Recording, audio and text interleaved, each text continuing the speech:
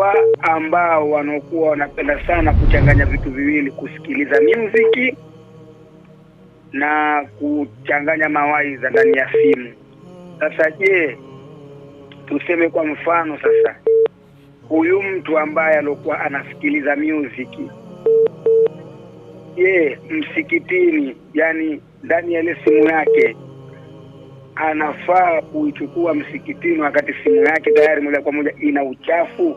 Yani anasikiliza muziki lakini ina uchafu wa mambo yale wanaita mambo yale ya kijitu kizima, simu yake imejaa uchafu, yani uchafu wa zinaa, yani na uchafu wa wanawake, mapicha ya utupu ndani ya simu yake.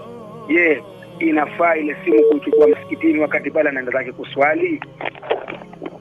Tunajua kusema kwamba hii alipaswa kwamba mtu asiwe nayo kabisa, asiwe nayo simu yenye mambo ya namna kama hiyo, ambayo kwamba yeye ameyaweka kwa ajili yanayaweka kwa ajili ya kuyaangalia.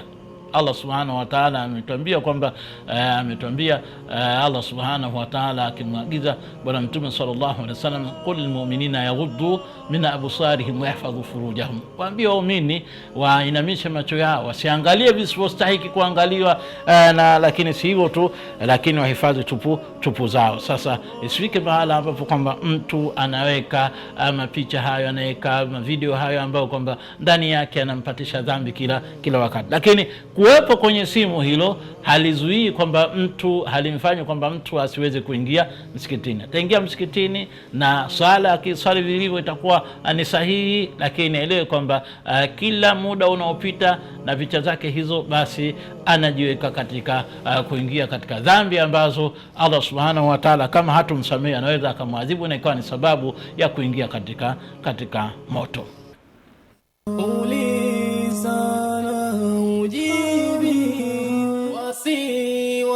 Wasi wako nini?